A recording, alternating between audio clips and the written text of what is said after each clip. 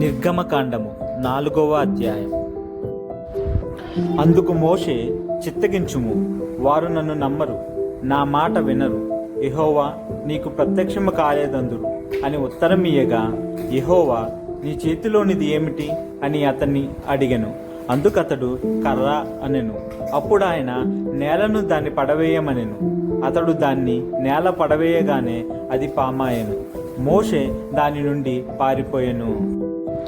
అప్పుడు యెహోవా, నీ చెయ్యి చాపి దాన్ని తోక పట్టుకొనమనగా, అతడు తన చెయ్యి చాపి దాన్ని పట్టుకొనగానే అది అతని చేతిలో కర్ర ఆయెను. ఆయన దాని చేత వారు తమ పితరుల దేవుడైన యెహోవా అనగా అబ్రహాము దేవుడు, ఇస్సాకు దేవుడు, యాకోబు దేవుడు నీకు ప్రత్యక్షమాయనని నమ్ముదురనెను. మరియు యెహోవా, నీ చెయ్యి నీ రొమ్మున ఉంచుకొనుమనగా, అతడు తన చెయ్యి రొమ్మున ఉంచుకొని దాన్ని వెలుపలికి తీసినప్పుడు ఆ చెయ్యి కుష్ఠము గలదై హిమమోలే తెల్లగా ఆయను.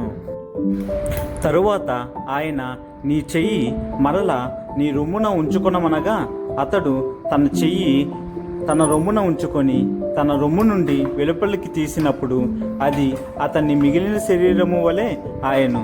మరియు ఆయన, వారు నిన్ను నమ్మక మొదటి సూచనను బట్టి వినకపోయిన ఎడల రెండవ దాన్ని బట్టి విందురు.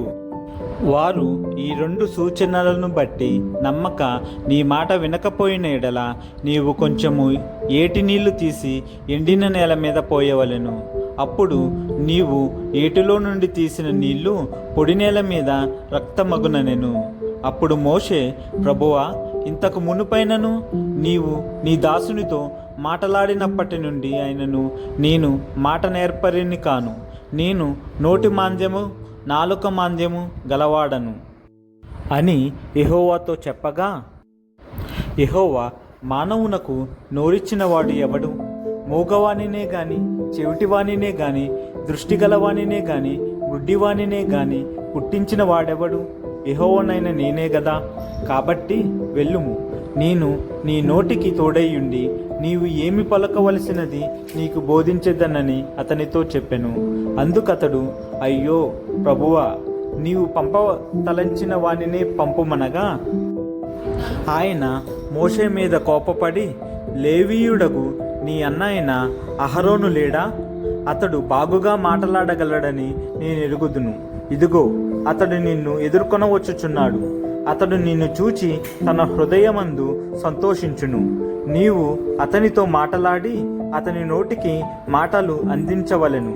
నేను నీ నోటికి అతని నోటికి తోడైయుండి మీరు చేయవలసిన దానిని మీకు బోధించెదను.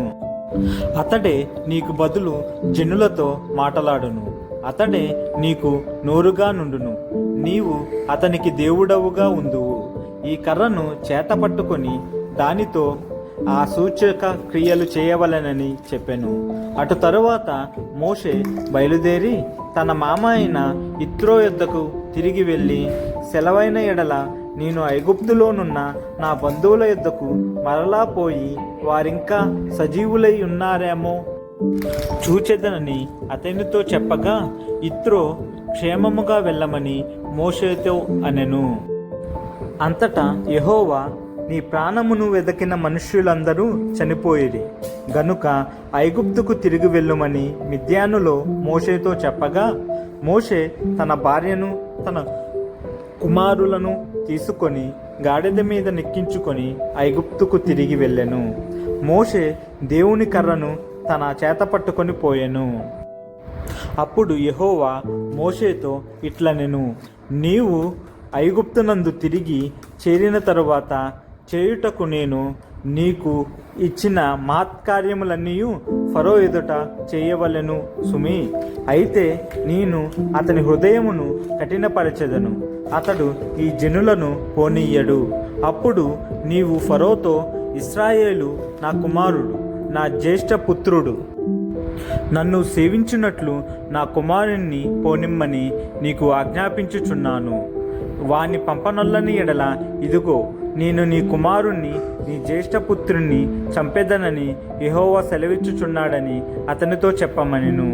అతడు పోవు మార్గమున సత్రములో యెహోవా అతనిని ఎదుర్కొని అతన్ని చంపచూడగా సిప్పోరా వాడిగల రాయి తీసుకొని తన కుమారునికి సున్నతి చేసి అతని పాదముల యొద్ద అది పడవేసి, నిజముగా నీవు నాకు రక్త సంబంధమైన పెనిమిటి వైతివనెను. అంతటా ఆయన అతనిని విడిచెను. అప్పుడు ఆమె, ఈ సున్నతిని బట్టి నీవు నాకు రక్త సంబంధమైన పెనిమిటి వైతివనెను. మరియు యెహోవా మోషేను ఎదుర్కొనుటకు అరణ్యంలోనికి వెళ్ళుమని అహరోనుతో చెప్పగా, అతడు వెళ్ళి దేవుని పర్వతమందు అతన్ని కలుసుకొని అతన్ని ముద్దు పెట్టుకొనెను. అప్పుడు మోషే తన్ను పంపిన యెహోవా పలుకుమన్న మాటలన్నిటినీ, ఆయన చేయనాజ్ఞాపించిన సూచక క్రియలన్నిటినీ అహరోనుకు తెలిపెను. తరువాత మోషే అహరోనులు వెళ్ళి ఇశ్రాయేలీయుల పెద్దలనందరినీ పోగు చేసి యెహోవా మోషేతో చెప్పిన మాటలన్నీ అహరోను వివరించి జనుల ఎదుట ఆ సూచక క్రియలను చేయగా జనులు నమ్మిరి. మరియు యెహోవా ఇశ్రాయేలీయులను చూడవచ్చి తమ బాధను కనిపెట్టెనను మాట జనులు విని తల వంచుకొని నమస్కారము